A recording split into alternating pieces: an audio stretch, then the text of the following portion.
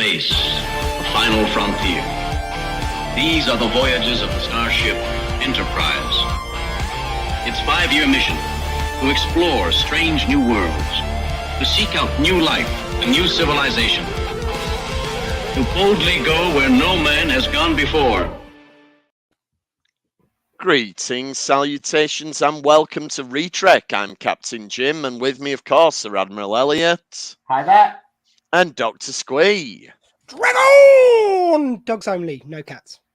Yes, we've had discussions before we went on air. By the way, I'm sorry, the cat lovers. I'm not getting involved in this conversation. Nope, that's fine. No, I'm sorry to the cat owners. It's just there was But shitty. what we're actually here to talk about is the latest episode of Discovery Season 5, Episode 3, Jinaal, in which, as we were led to believe last week, we do visit the Trill homeworld and we carry on with the next stage on our quest. Just thank God that they were there to crack that code, because otherwise we would never have got to Trill. It was just so complicated. Two people living as one. Where could it be? Yeah. I mean, it's weird because on one hand, you've got this incredibly elaborate scheme we thought at first it was just the Romulan, but now we find out it was like a consortium of scientists. And they've got this really elaborate galaxy-spanning thing, but also once you've done the legwork, once you've done the legwork, the actual clues are pretty easy to solve. It's just finding where the clues are. It's Christmas cracker clues. Yeah, and there's also there's scientists involved, which we'll get into a bit more in this episode. Who, fair enough, okay, they're trying to protect a secret, but there's loads of other lay people involved who are generationally involved by the seams of things. Who just well, look, I was just told to tell you a riddle. What am I going to do? I'm not going to ask any questions. Yeah, he's like that guy out of Back to the Future who turns up with the letter for Doc. He's just I've just got to give you the letter. I think with him, he's like a religious leader. And I think this is probably like a lot of religions where somebody's come up with something, in this case, 800 years previously. And for no reason, you just go, oh, yeah. Let's make that part of the scripture that the head of the church has to do. Because you do see where they have so many stupid traditions in some of these religious things that they have to keep doing. And it's like, why do you do that? Like, just look at the coronation of the king. All the silly things. And it's like, somebody objected 400 years ago, so he's got to say them two words. And he's got to say that word in front of that word because someone else objected 500 years ago. And you've got to have this stone to make the Scots happy. All right, Elliot, don't start me on the coronation, though. I'm still pissed off that the king ruined that magic trick. When the walls came down, he was still there. I mean, just what was the point? But it's like... Also, I love the fact that it's like, well, if you solve this riddle, then you're worthy. But if we decide someone else comes later and we don't think they're worthy, because you don't think they're worthy, then we'll just turn them away, is basically what they say in this episode as well. Yeah, it's... that's going against the riddle-based kind of system, isn't it? Yeah, it's... They act like it's all, you have to solve the riddles, but it's kind of like if we luckier when you turn up. Yeah. And you solve the riddle. but now that I'm thinking it's like Back to the Future, it'd be good if they got there and it'd be like, I was told one day some crazy old man or a Starfleet captain had turned up asking about this riddle. Funny, I never thought it'd be you. And then it turns out that it's that Trill who killed Michael's original parents or something like 2 Burnhams with the same gun. Well, we haven't related this all back to Burnham yet, so I mean it's got to be coming. Yeah, in fact, that's it now. I want Biff to be the main villain. And I would be very, very happy with that. Anyway, what we actually get is we pick up with on the ship, and they're doing a briefing about these 2 scavengers, and Buck gives us the information about his kind of adopted sort of sister thing. This is niece in it, adopted close his niece. Well, I think. Well, he was the protege of her father, so I suppose the closest would be brother and sister. I would think niece or brother and sister works. Like it's Yeah. supposed to be that kind of thing. They're kind of Yeah. One was raised by the person, one was kind of a. I think you have to go with Uncle Buck though for the John Candy reference. Oh yeah, we'll go with Uncle Buck. Yeah, I like that. Oh man, and it works even better with your accent than mine. It's Buck sound a bit more different in my accent. No, I like that. Yeah. And he should go around to see her, and she should be guarding the letterbox and like won't let him in. Please, every time I want to say Uncle Buck, could you guys say it for me? Because it sounds more like Uncle Buck when you guys say it. Yeah. Well, what are you on about? It's the same word. I'm anyway, saying in my poor southern accent, it gets corrupted. Yeah, you have to differentiate words that are different. Different I don't letters, see why. But yeah, so this gives Buck a pretext to go on the mission, as if there was any question that he was going to. You know, it's like we're stuck with him now. Like you have it though. Burnham even goes, look, I don't. You've shown that you can be compromised in missions when you've got family in that involved. Yeah. So I'm not. So I'm hesitant if I should take you. And it's like, oh please, I need this to get better. Oh, okay. And also classic Discovery, because first of all, they say, she goes, look, I'm going to have to think about this. One scene later, yep, you're coming. Nothing substantially changed. You already gave his reasoning why you should. And if they just left it there and she goes, you know what, fair enough. I can see you're not compromised. Let's go with it. It's worse to leave it one scene. That isn't adequate thinking time. You basically go to the bridge and off we again complained last season the pace were too slow. Now they're thinking fast. Yeah, either go faster or slow. Don't go like this. Midway's even worse. Like say I'm going to think about it. Yeah, I've thought about it. It's done. It's like, well, yeah. So what you're saying is make decisions over an amount of time that makes for interesting TV and makes sense. I mean, there's also. Can we also add? I think it's in this first scene that they work out that it's the 800-year-old Trill. They do. Yes, because of the markings. Because I also, which I love the idea that it's like they're. Yeah, I think that's cool.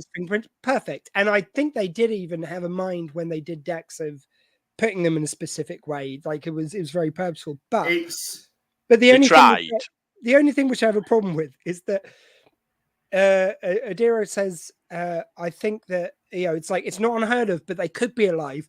And after that, it's just a certainty. They go, well, find them and we're done, and then it's like they find them. There's no question. But if they'd got there and they just not very common, but it's not unheard of. Like, and then they go, well, they're definitely alive after that. Yeah, if they'd got there and the symbiont had been dead, then they'd have had to cross that bridge, wouldn't they? But I mean that I've not got a huge problem with, because it's like let's assume best case scenario. Yeah, she goes 800 years. That's a long time for a Trill to be alive, but it's not unheard of to live that long. But she doesn't say look for her. She goes, oh, we'll just find her then, and it's like, and they find her, and I don't know. It just seems weird that they set up as rare. And then they don't, like, again, why set that up? Why not just go, oh yeah, 100 years? Because I think that way you can get rid of everyone who's going, are we going to see Dax? Are we going to see Dax?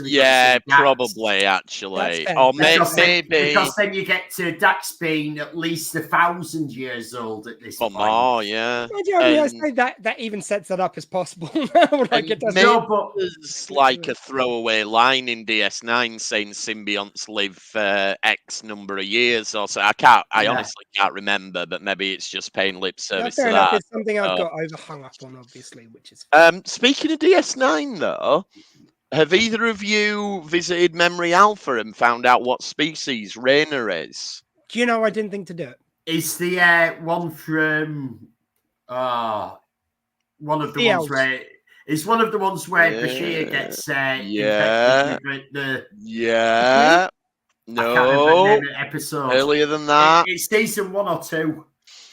Season 2, the virus is called the Harvesters. Yeah, I know which episode it is. I know the episode now. Yeah, I'm with you. Armageddon game. Yeah, where he gets got stuck with Bashir on the planet. So what's the race called? Oh, I can't remember name at race. I I thought you just were got asking the. us that. That's what I was trying to remember. No, I was asking you if you remembered the episode that they Oh, were sorry. from. I half remembered it. I thought it was Armageddon Factor, but it's Yeah, Armageddon. Armageddon. That's the original series, Yeah, isn't it? yeah. Or Next Um, Gen, I think, isn't it? no, originally in the Armageddon Factor, the one where they go to that planet, and every time there's a virtual bombing, they have to Yeah. kill so many people. It's Armageddon Summit. That might be Armageddon game as well. No, they haven't done the same title The twice. Armageddon. Yeah, it I thought is it was something Armageddon War, something. that one. I think that's the Armageddon Factor. Anyway, Okay. now Rayna comes onto the bridge, and Michael introduces all of the bridge crew. I know it's. Yeah. But This is, bridge crew. this is- there. This is foreshadowing for something done really badly. Okay, but I just thought it was very nice of them that they waited until season 5 for her to introduce the crew. Yeah, David Williams, who's Can we listening, get into that in a says, minute before- do you guys think the Strange New World episode mixing live and cartoon genres actually worked? Yes, it was I awesome. did. Yeah, I thought it worked very well. I mean, if you please, David Williams, please go back and listen to our episode where we talked all Yeah, about it. we did cover it We at did, the time. and we Yeah, did enjoy and it. And I it was think A Taste of Armageddon was the a original taste of one. Armageddon. That's it. So what's the Armageddon factor? Look that up as well. That's It an looks like episode something of I have something. made up. It doesn't come up. No, all right. Well, we're going to buy Maybe it's a book. ArmageddonFactor.co.uk because somebody's going to make a TV episode with that name at some point, and So we've what were got we it. talking about? Oh, sorry. Let me get you. No, we were talking about Rayna introducing the crew in season Yeah. 5. Best time to do it. But yeah, in season 5, and they introduced loads of ones we've never seen before, or Yes, I I don't remember noticed seeing. that. Yeah, Most of the crew which we have met aren't there, just to really rub salt in their open wounds. I mean, Yeah, because they go, you'll meet a Washington later. yeah, exactly. Like, oh, we know her. No, not Oh, we today. don't. I think this to me adds more kind of like suggestive evidence that there were rumblings that it was going to end, because I reckon Washington was off on another job with Detner and like half the rest of the crew. Was Detner on the bridge? Has Bryce left? Have we seen Bryce this No, didn't season they- at all? I thought he was on there. That's Who's Bryce? Reese. Seen him. Who's Or he? Reeve. Bryce is the other See, I guy. Yeah, I've actually got confused. I know not who you talk about. I've Yeah. never met these people. I'm like, isn't Bryce and Reese the same person? Are they two different people? Bryce I and don't know Reese are about each of two them. different people. No, I thought it was Bryce Reese was his name, or Reese. Yeah, Bryce.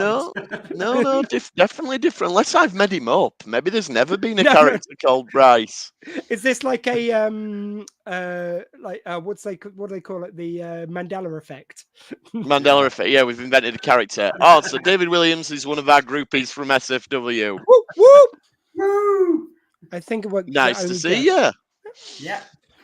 Yeah, I I thought it was agree. amazing. It worked, and I think we said at the time it had to be those two shows. Like if an animated Boimler and what's the name? I've forgotten the name. Mariner turned up in Discovery, the tonal shift would maybe be a bit more, but I think they found a nice middle ground with those specific I think shows. it really works with them too. Well, the fact Yeah. that Strange New Worlds is a prequel to the original series, which was so psychedelic in nature, it had Yes. like that kind of weird vibe to it. I think Strange New Worlds has inherited that, which makes it more apt to cross over. I with think some- that they were the right Definitely. two to do it with. Oh, by the way, we missed out on Trek news. Sorry I know we've Oh, started on the Trek episode, news. but We have Trek news. We well, do. I mean, It's not about yeah, it's things a very getting sad one. cancelled, is it? Oh, yeah. Well, No, it is. Yeah, it's Strange New Worlds. Strange New Worlds has been sorry. renewed. We've been renewed, and Lower Decks has been cancelled since we last. Yeah, Lower Yeah. Decks is, but they're trying to spin it as it's coming back for its final season. It's like, yeah, but you didn't tell us it were final season before. The only thing I'm hoping is two things. One is that, well, I mean, it would be lovely if someone else bought it, but let's not hold our hopes up that much. But if it does clear the way for Star Trek Legacy, and Lower Decks ends on another great series. It's been perfect start to finish. Like, it's been really great. In fact, I think it's got even better. I think the first series was sort of trying to prove itself too much to be sexual. I don't know. I know that sounds weird because it's an adult show. The first season had the problems that it was done during COVID, so you had all the actors never met each other. They were all recording in their cupboards at home. I didn't really. I mean, I got. But that's why. But that's why some of it. That Mariner was very, very fast with her delivery because she wasn't firing against somebody. But it's got better once you can tell once they're obviously in the recording studio together. See, I don't think they always are. They never bother me. You see, I mean, think they are. I think they are at times, but they've obviously got a lot better at it. Yeah, it's a lot smoother. It's so which makes me think that they're in the studio together. And I think they've got a better blend between making like they can use adult humor, but also remembering it's a Star Trek show. I think the first series, just to my ears, was a little bit. I don't know. It's like you had some outright fucking episodes. Like, pardon my language. Yeah, you didn't like that orgy episode. It just didn't like it. Well, and I know it's based on The Naked Time and The Naked Now, which are both sexual episodes, but I don't know. There's a weird line, even with adult Star Trek, which from just in my own mind, maybe. But I think they got better at that kind of tonally as it went on. They really have their tone down pat of what it is. Yeah, they do. Yeah, and it is a terrible shame, and there's like 1,000,001 petitions up, so get those signed. Yeah. And we will, of course, be covering what we now know is the final season when we get there. It's and almost please like do go and sign your petition for Bring Back Enterprise. We're still hoping on it. Guys. Yo, you never know. Yeah, it's almost like we're trying to find other things to talk about. Okay, back to Discovery then. So we're setting up, they've already planted seeds of this, but you get Reno sort of talking to Stamets directly about Adira and Gray and the relationship. And obviously we're going to do something with that. Can we just give a shout out to Reno being back? Reno, yes, he's Tig Notaro. Tig Notaro. She's been very open about the fact that she didn't want to step on set because she's still worried about COVID and stuff. So she's like, her filming got reduced, like still to this day, because that. So it's just great to see her make it back in the last series, even if I hope that's not it. But I hope it's just not. totally on form as always. She's one of the best characters. Yeah, so fun. Yeah, and I love the fact that she says something really nice. She goes like, "Oh God, that sounded wank," or whatever, however she worded it. Yeah, it just totally undercuts in the next step. And I love Space Dad as well. His perfect Space Dad. And I just like to renew the fact that his family are the thing which brings out the humanity in him, particularly when he gets a bit too focused on other things, and it's just lovely. Absolutely, yeah. And yeah, we get the bit with the Guardian asking the riddle. Do you remember on Crystal Maze where they had that one where you had to go up to the guys, you'd be like, "Guardian, where is the crystal?" And he'd be like, "He's in the shrine that has no tail." And then you had to solve, and it were like in the Penguin or something. Anyway, if you've not seen Crystal Maze, Google the Crystal Maze. That was. I just love the sentence. It were in the Penguin or something. Well, it was because no, I just like that. I don't know. Three, and you'd get three different. You'd have a cat, and they'd have all the different. Yeah, they'd have all the different animals, and you'd have to solve it. So you needed the 3 clues. Anyway, my point exactly is, what you meant, but I just Guardian posing a riddle is very Crystal Maze. It is. But Michael solves it instantly. Because it's not very hard, to be fair. It's like, oh, you know that clue you've already found? What were it? Like, you know, it's pretty much what were the last thing we said to you. Anyway, the upshot of all this, though, is that only the original host can help, not just the symbiont. So we revisit an idea from Deep Space Nine, which is the Jantara, where the Trill's previous hosts get to occupy somebody's mind, and all of this is just to give Culber a chance to really chew the scenery, which I'm happy with that because I think he's great in this episode. That weird sort of voice he chooses to do. When we look at who goes on the away team, the saving grace of this is that they brought Culber, who was a different character on the away team than us just having Burnham and Buck again. Yeah, true. And I do want to hammer into Colbert, but before we take that however you want, like he's a very attractive man. But yeah, no. When they're on the bridge though, and I love the fact that 900 years in the future, suddenly from day one, like Burnham seems to know everything about this time period. I mean, I know they can do the time jump, says she's been there 2 years, whatever. Yeah, it's been there a while now. But then you get a basic bit of true knowledge that we know, and she's going, but how might you achieve speaking to someone from over the years? Basically, as exposition, so they can explain. It's like, oh, conveniently, you don't know that one fucking thing, but you know everything. Yeah, that makes a nice change. Well, it does, but it seems weirdly inconsistent. It's like this was something from your time you don't know, but everything from this time period you know, no matter what it is. Were the Trill in her time? I mean, because the Trill are first introduced in TNG. Yeah, but we don't know when we met them.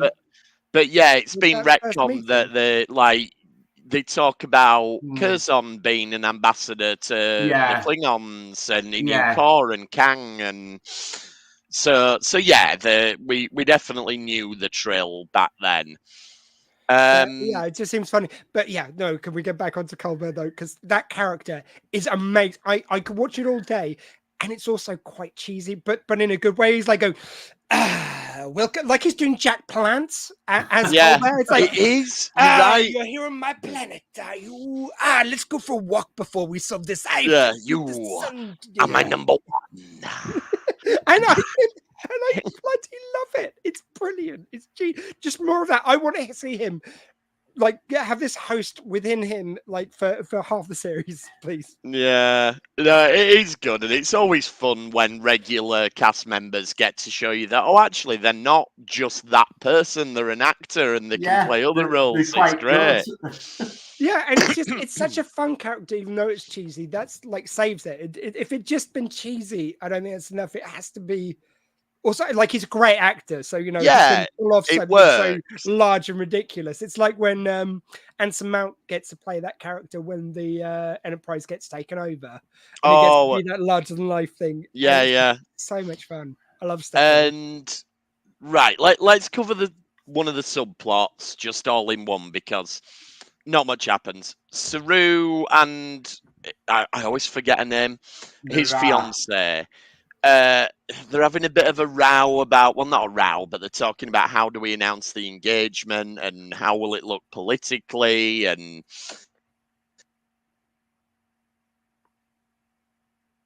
you just muted yourself.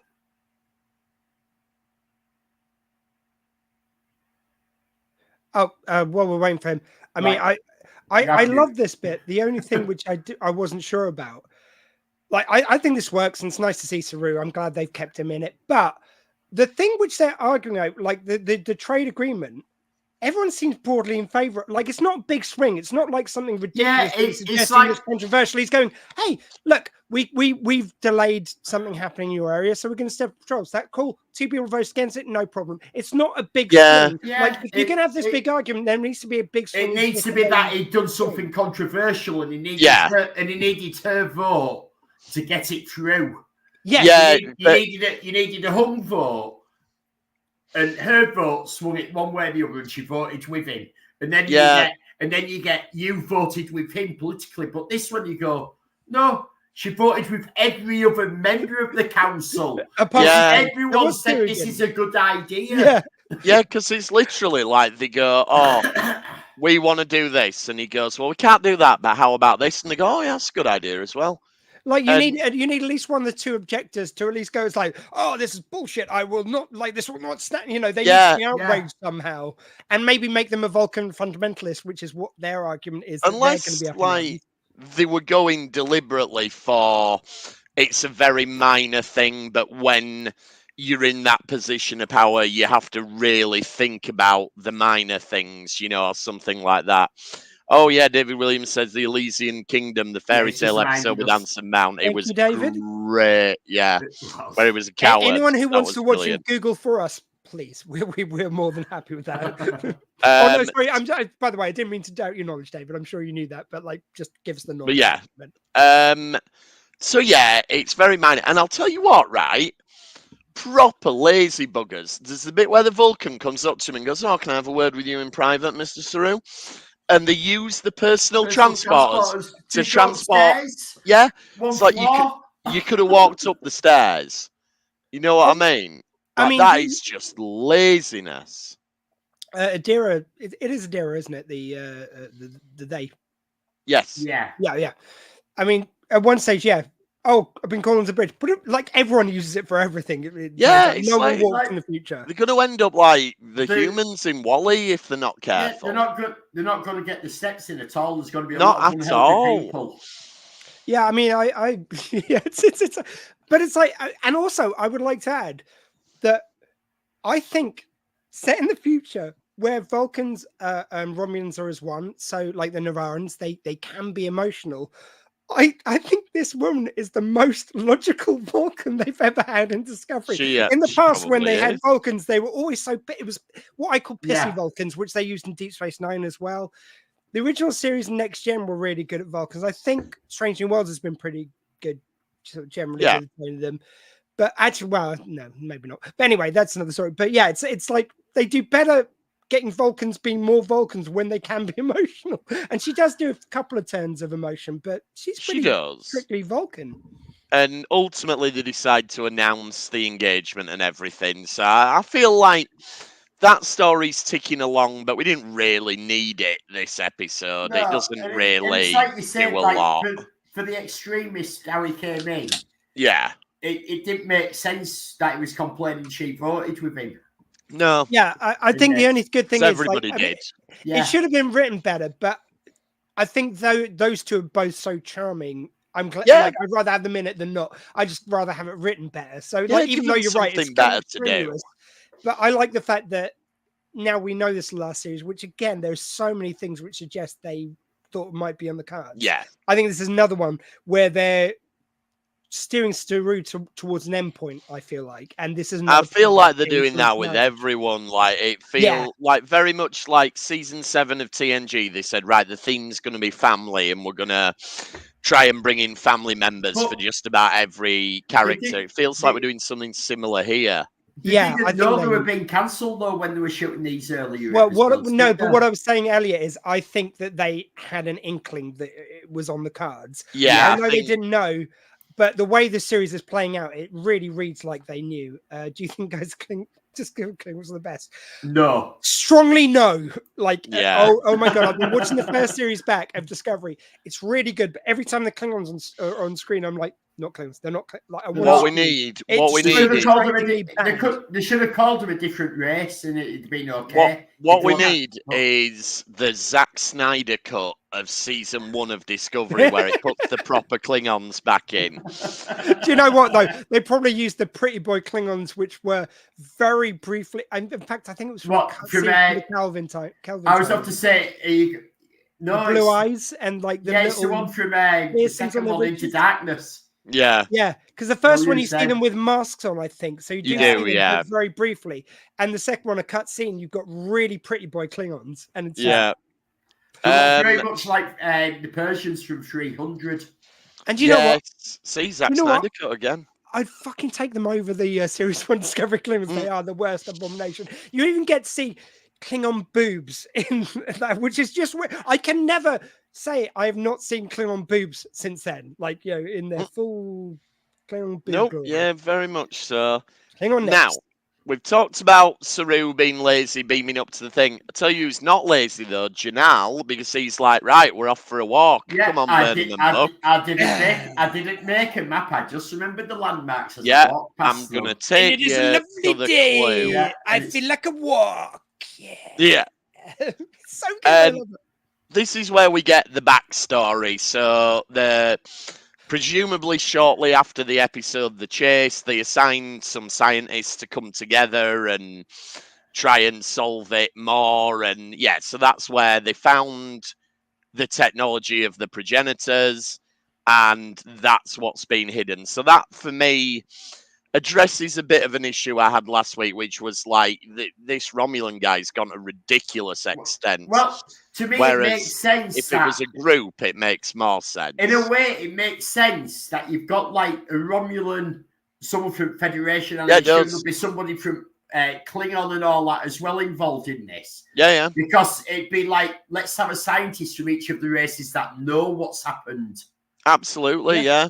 So no, I'm more than happy with that, and I feel like it makes the concept a bit less silly that it was a consortium doing it rather than one rogue Romulan guy. Yeah. I mean, the only thing I would say is like, I mean, I kind of like the puzzle idea which they put in there, which is coming up in a minute, but I kind of wish just there was more feeling that it was all driving towards one thing. It still seems a bit disparate. Like, you know, the only thing which is really pulling it back to the same thing is like little puzzle pieces at the end where, you know, and I know they talk about progenitors a lot, but it's like, it still just doesn't seem that kind of driving feel that I want of like, I think because you know, we don't the only menace know... we're getting, the only drive we're getting for time is to, as you guys said last week, to very B-list baddies is the only drive. And I think because we don't know what the technology is, like they speculate, oh, it's this great technology and it could create life and blah, blah, blah, but we don't actually know what it was. Oh, David Williams says, what about the dancing Klingons in Subspace Rhapsody? They were great. That's how you do proper Klingons. K-pop. Yeah. Yeah, and the fact they only had it for like a couple of lines was perfect. That was fun. It was enough for a fun, but you didn't have them doing it throughout the whole episode. Changes and characters. Yeah, I think it was I think it is a because you've even got the General Federation now don't know what's going on. This is like a top secret mission. Discoveries on people don't know. Yeah, I think about the events of the episode, The Chase, were not made public. So I'd even say I'm guessing that there was also did they call it Black or Red Directive? Red Directive. I reckon there was also a Red Directive when Discovery appeared in the future when they were first seen because of the same kind of thing. There would only be a select few people somewhere deep in the Federation probably knew about it, but in general it had been okay. I'm gonna put this out there, and I'm sorry if this ruins anything for anyone, but Red Directive, it sounds almost like a euphemism for that time of the month. Like what's wrong with Captain her? Burnham's, Red Directive. Captain Burnham's on a Red Directive. You sexist pick. I'm sorry, it was just the no, first not you. thing that No, popped I'm saying into my head. dialogue. No, I know. Yeah. But I'm sorry now if anyone can divorce the title from that image. But look, if it helps anyone, just to make it a bit less sexist. I suffer from piles. The other day, I had a very big Red Directive. Like the toilet was it was like the elevator from The Shining. That's a black alert. But no, it was very red. There was very red blood directive. everywhere. Okay. I'm telling you. Okay, so now we get the biggest revelation of the episode because Rayna's doing these interviews with everybody, and we find something out about Reese. Yeah, we do. But can I answer this though? That the only thing I quite like this. I like the idea that they're. I like the idea, yeah. But the execution to me at the end, as opposed to because again, can we handle this in one chunk? Yeah. We did the other plots. Because to me, at the end, I don't mind Tilly teaching him a lesson about connecting on a better level because he showed off that he retained all the information. But I like actually a little respect. I think this should be much more two-way. So at the same time, when he learns from them, they should be learning from him because he did.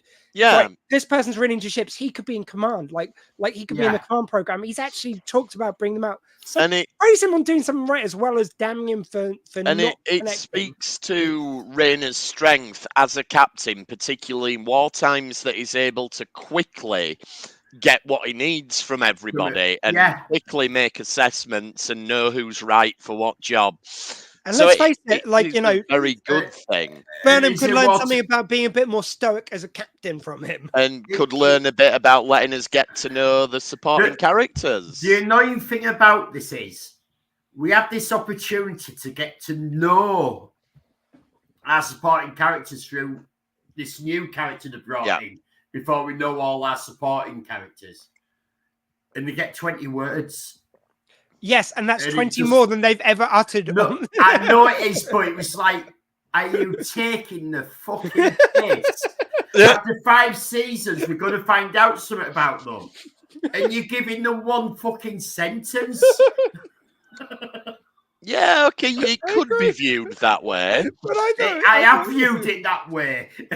But the thing is, again, I don't think this episode's the problem. It's all the other episodes. Where we Yeah, don't it's know. all the other episodes This leading yeah, up we to would it. done, Yeah. you know. Exactly. But it's that sort of like, and I don't mean from I'm not having to go at this episode. This is having to go at the creators, the producers, the story writers.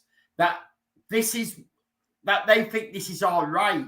That you've not taught us anything about these characters for 5 seasons now, and you're going to give 20 bloody words each and 30 seconds on screen to do it. It's like, have a word with yourselves. Can I also throw in when Burnham near the beginning says to him, it's like, oh, connection's a choice, not a skill. It's like, isn't it both? I mean, it is a choice to connect to people, but also it's a skill you can hone and get better at. Yeah, to be able to make connections, can be a skill. LLAP, David, got to go. We'll catch you. Thanks for joining us, David. Yeah, you thank can you. catch the rest of the episode on YouTube on your catch up. Or on audio. The podcast, exactly. Yeah. Yeah. So yeah, it's both. I mean, like, again, it all, this is Discovery's, I think one of its biggest problem is it's so absolute in like everything has to be about emotion. And don't get me wrong, I love emotional connection. Star Trek's always been really great about it, but it's not all about emotional connection. There are some things about when you're running a starship, you have to have some discipline. You have to have some kind of like a chain of command. You have to have tough decisions where maybe you have to fight between your emotionality and your need to get the mission done, which they show in loads of other Star Treks really well. And it's just always, no, emotion always is everything. And if you need to learn how to make connections, you just sing a little song about it. We know that. So your crew. I mean, I heard that in my head. Exactly. So there we go. Right. So the actual crux of the mystery then is they get to this place, there's big beasties, and they're not happy. And that's the thing. Now, first thing is they planned this 800, 900 years ago.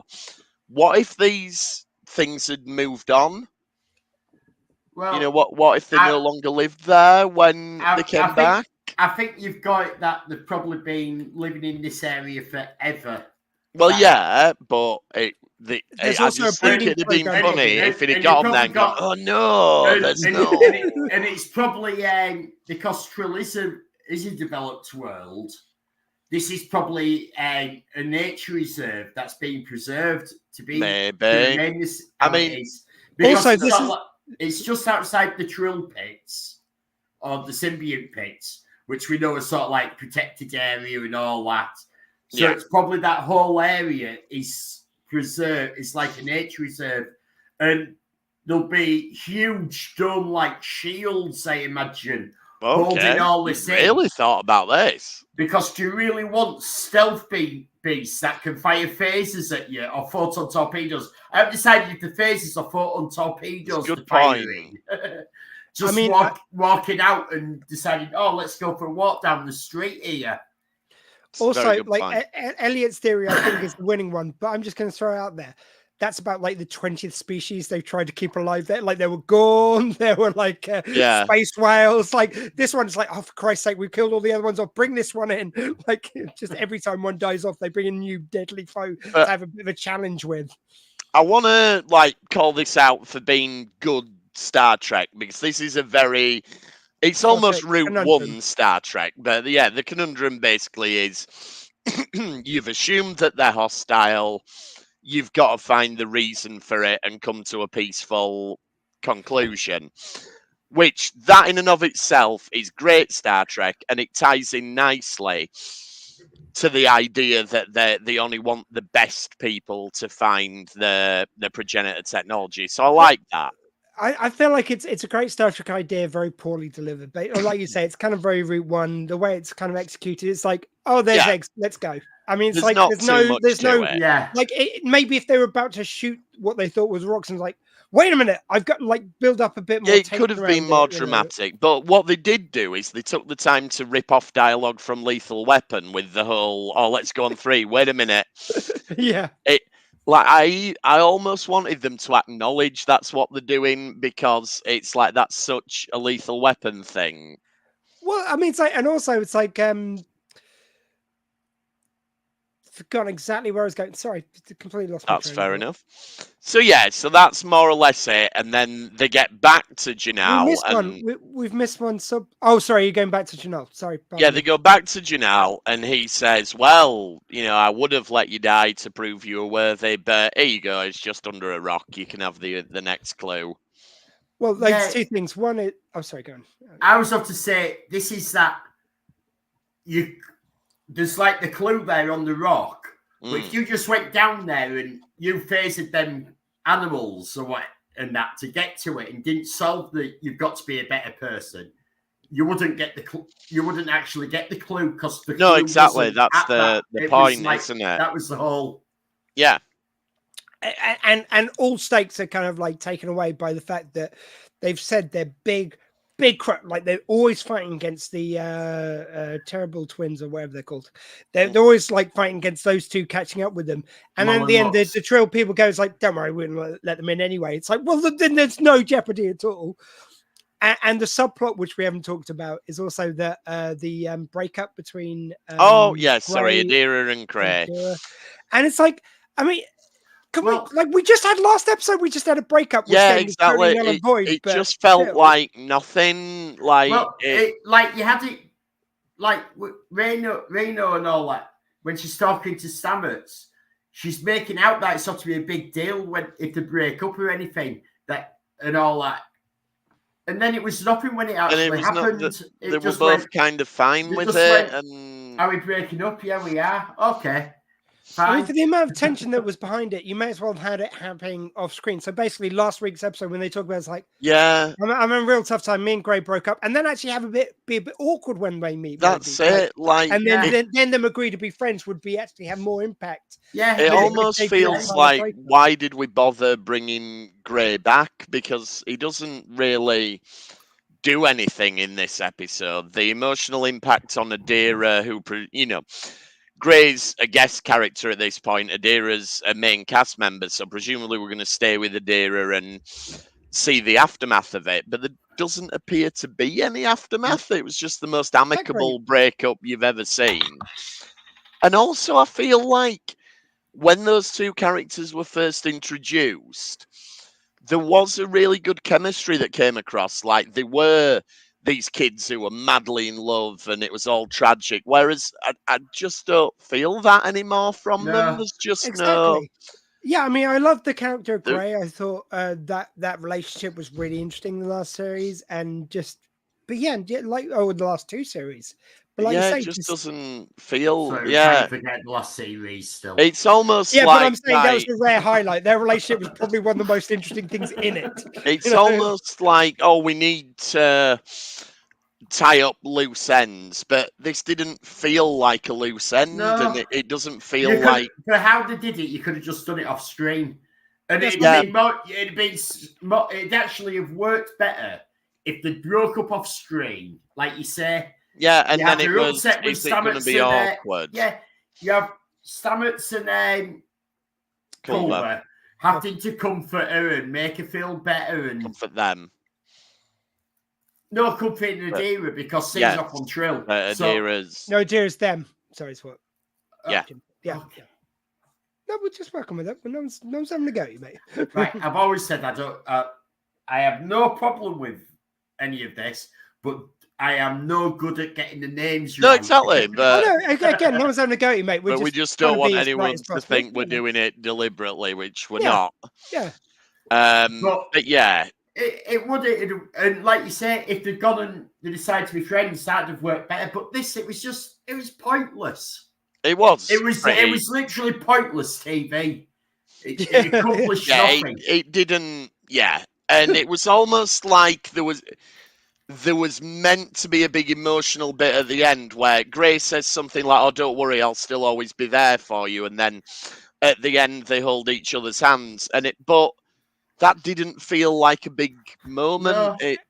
And the thing is, I mean, I don't want put this out in Front Street. There should not be any extra expectations on a relationship involving some non-binary on Star Trek. However, this is the first one, so you kind of want to nail it. You kind of want from start to finish for it to be really good, to show that they're just like anyone else, and it is normal, and like sort of fucking up the ending a little bit here, kind of a bit takes away from that. Like I want it to be so good because I do believe in like more representation, the more it normalizes. Yeah. RTD's talked about it with Donna Noble's daughter being non-binary, or being. I mean, they talk about non-binary, but I think she is female and used to be male, certainly being trans. And they talk about that very openly. And he says about like, just put it out there and it will be normalized. And I think that's what Star Trek's done really well. Maybe and that's just screwing up what the ending, I just didn't like. I don't know. Maybe that's what it's doing, though. Is showing like, look, a non-binary person can have the most boring, mundane relationship. Yeah, I'm being sarcastic. I don't think they deliberately wrote this to be boring and mundane. But if one chose to read it that way, they could do. Yeah. However, all of this gets us to, and I predicted this, I'm claiming this one. I said when we were talking about let's have better villains, why don't we use a species that we know but haven't seen? I said, what about the Zencafe, who are mentioned in Deep Space Nine and we've never seen? And next week we're going to Zencafe space because that's where the next clue is. I thought we were going to Beta Z next. No, we're going to Zencafe. We've never been going to Beta Z. No, Beta Z was the missing clue. Mullen Lack went to Beta Z because they didn't read the fifth line. Oh, I thought the idea was we were going to Beta Z as well as... No, we're going to Zencafe space now, which I will be interested to see, because in the books, which as we know are non-canon, the Zencafe are a lizard species. So I'm just curious to see whether they make that canon or not, or whether they do something completely different with them. That'd be fun. But we did see a lizard representative around the table in the negotiations. They could have been. There we go. So be a nice way to bring that in. Just because it's one of them species that are mentioned but we've never seen. This also works that we can get to see Saru doing his ambassador stuff. Exactly. That could be we good. Need to let the diplomats work on it first. They did say that. Good and point. And actually give him a real challenge for a... And it'd be a nice way to bring him into the episode. Yeah, so we're going to reintroduce Saru to the plot. Excellent. Yeah, I mean, I do love... I have no problem with them making Saru separate to the crew, but keeping him in the episodes like they are. I think that'd be wonderful. And again, it gives him a kind of landing point in the end of the series, which I think is really but this isn't like because you mentioned this, and it's been like Zencafe. We all know we've never met them, and there's diplomatic reasons we've not met them from previous seasons. So we've got this new diplomat, and it gives a perfect excuse why we're sending him through as an ambassador.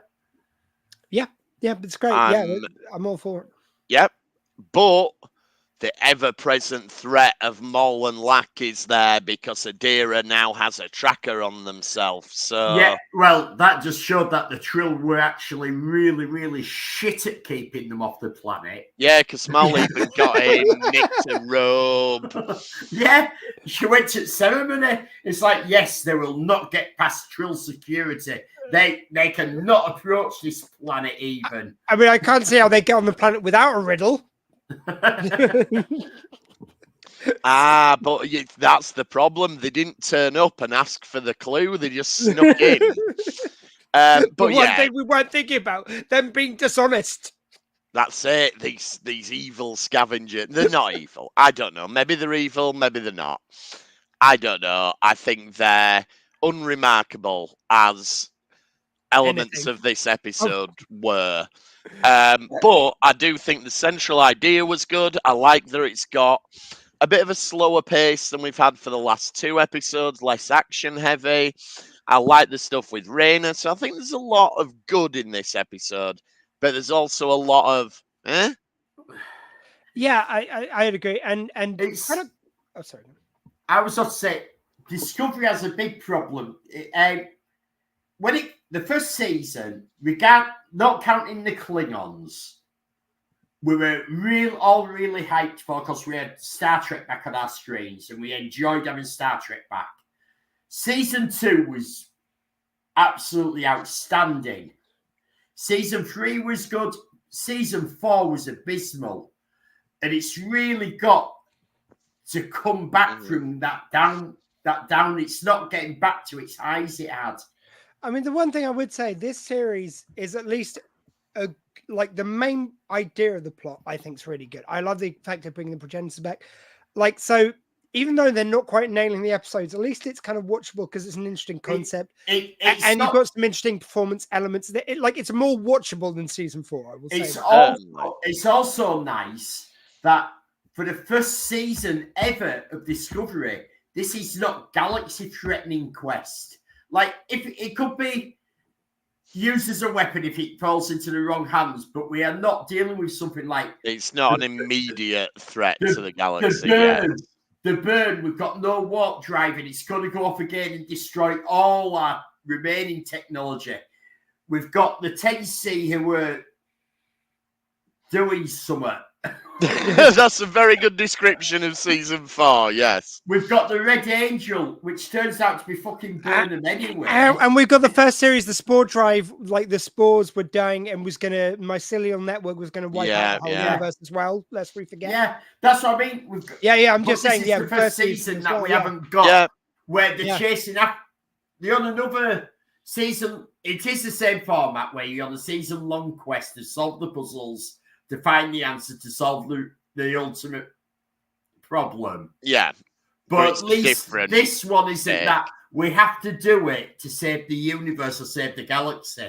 I will say, though, they've kind of sort of gone the other way of, this is the reason for all of life. Like, it's still got to be the biggest thing in the universe. It's not like, that's my one complaint with RTD and Doctor Who. It's like, I love Russell T Davies, but it's always got to be the biggest thing ever. It can't just be normal stakes. This is still massively huge stakes. It's not. I just like to have like the Klingon War in the first series it was a war between the Klingons and the Federation. It was between them, still huge stakes, but not the whole universe is going to end if it doesn't happen. Yeah, something like that would have been nice. But it's like, like you say, at least it's a step in the right direction. It's a step away from the universe ending. I was going to ask something just before we wrap everything up. Slightly on tangent, but as I've said over the last few weeks, I've been watching back the first series. Do either of you know, season, because American.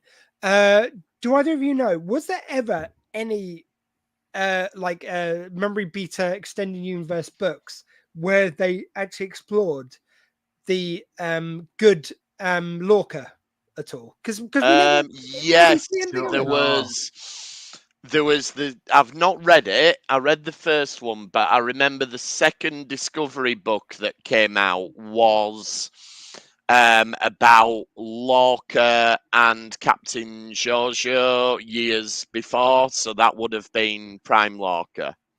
The first book got wiped out in the second season. Yeah, the first book became non-canon immediately. I mean, non-canon anyway, but it became irrelevant immediately. Yeah, I mean, it's like I do love that first series. I love Lorca in it, but it's like it seems so weird that they say that it was a transporter accident, a la the first crossing, which we know about from the original series. Yeah. But you never get to see anything of Prime Lorca. What happens when he beamed into the other ship. Like, we don't see that he dies. Like, it's kind of implied. I think the door was left open, but it was just one of them. The door's been left open. It's never been picked up. Yeah, it feels so unsatisfying. The second series would have been the perfect time to bring. I mean, he could turn up in Strange New Worlds, conceivably. He could turn up in Section 31. It's one of those that if they'd continued short treks that you could have brought. Yes, that'd have been good. But I want a main short trek of him arriving in Mirror Universe and what happened to him. Yeah, that would have been cool. You could have, but I want a main episode because it was such a good character, great actor, perfectly portrayed. Yeah. What's he like as a good guy? I would love him to have the same cunning, but just to use it in a nice way. There we go. We'll start the campaign for Bring Back Lorca. Again. I just thought while we're speaking about Discovery, I thought it was an one to ask. one last note then before we go. The Armageddon Factor is a Doctor Who serial from Tom Baker. Keats Time? Part of the Keats Time, the first one in the Keats Time. I believe. It was the 6th and final serial of the 16th season. The end of the Keats Time. That's So the end of the Time one, Keats yeah. time, yes. Doctor Who and Romana won. So there we So go. that's where it's coming from. I mixed my Star Trek. Yeah, you would think one of us would have remembered that, but we didn't. Anyway, Well, no, it's because we all love both. So it's there you easy to go. transpose. And Armageddon is used a lot in titles of things. Yes. Okay, so we'll wrap up there then. Next week we're going to see the Zen Cafe, maybe. In the meantime, you can Will get they in be lizards? who knows? You can get in touch with us at RetrekPod.